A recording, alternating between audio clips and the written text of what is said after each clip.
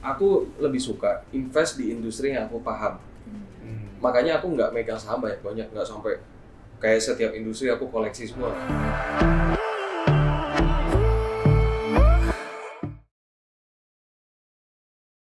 Jangan lupa subscribe ke channel kita untuk dapetin informasi-informasi yang menarik tentang investasi bagi semua yang pemula atau pengen benar-benar belajar mau saham, mau forex, mau yang lain-lain. Kita akan kupas habis-habisan.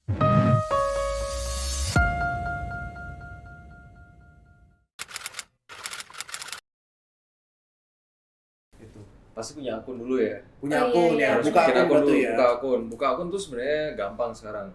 Banyak, ada yang salah satunya ada iPod, ada MNC, ada Mirai Asset. Oke. Banyak broker, dan itu maksudnya selama udah diawasi BI kan juga aman gitu loh.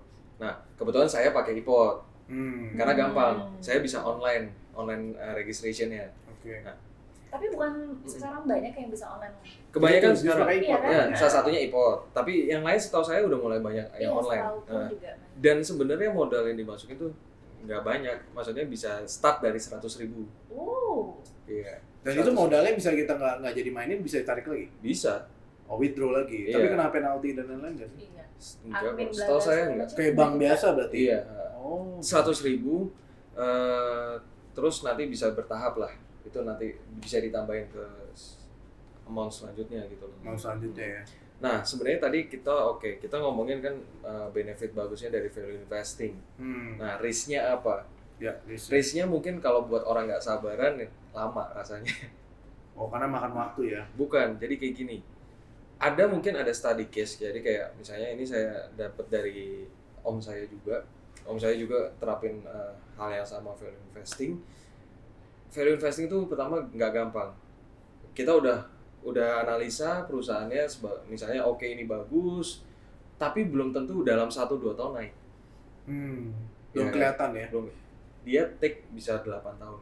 8 tahun. Iya, kalau nggak sabar, mungkin ini kok sahamnya nggak naik. Sedih deh ya, Terus kita di situ ya. Di dalam bergumul nih biasanya kayak, apa ini beneran, apa gue salah nih investnya atau gimana, beneran naik nggak gitu. Kalau nggak kan 8 tahun sayang nih, Itu duitnya lama nggak, banget gitu. duitnya nggak ngapa-ngapain. Nah mungkin, tapi untungnya habis 8 tahun baru naik.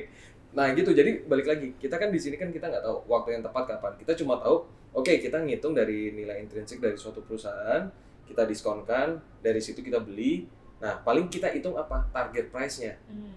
Target price-nya doang. Tapi kita nggak tahu target price-nya itu buat kapan.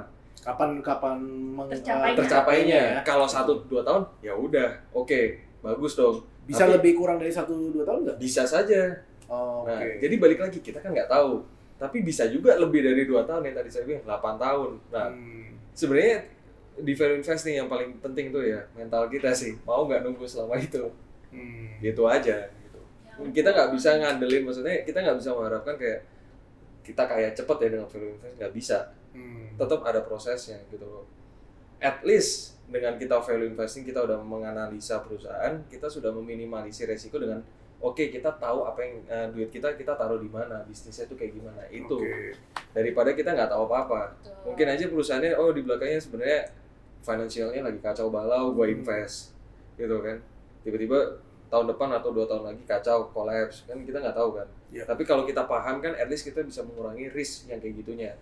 Nah, paling risknya ya kita harus sabar aja sih. Risknya berarti nggak langsung kelihatan hasilnya. Nggak. Ya kan, dan berarti Nggak. harus punya mental sabar. Makanya Sabar. 8 tahun, makanya saya bilang tadi itu cocok banget buat kita yang berkarir.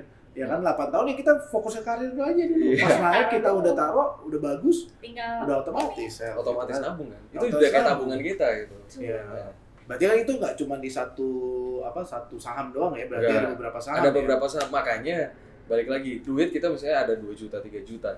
Nah, kita mau invest. Ya udah, jangan taruh satu saham. dipecah. Dipecah, berarti. tapi dipecahnya juga nggak usah terlalu banyak gitu loh. Diversifikasi terlalu banyak juga nggak bagus. Idealnya berapa? Sebenarnya nggak ada taraf idealnya, tapi at least aku lebih suka invest di industri yang aku paham. Makanya aku nggak megang saham banyak, nggak sampai kayak setiap industri aku koleksi semua. Nggak semua industri aku juga paham juga, karena per industri itu juga dalam. Maksudnya kayak, bang, kita lihat NPL gitu. NPL itu cuma satu indikator dari sekian banyak indikator dari bank gitu. dan kita harus lebih paham tentang bisnis perbankan itu seperti apa. Belum nanti properti, belum nanti yang lain dan sebagainya. Nah, makanya aku lebih suka invest di industri yang aku paham. Nah, biasanya kayak aku aja itu nggak lebih dari 5 saham. 5 saham. 5 saham tuh at least satu sektor itu bisa 2 max.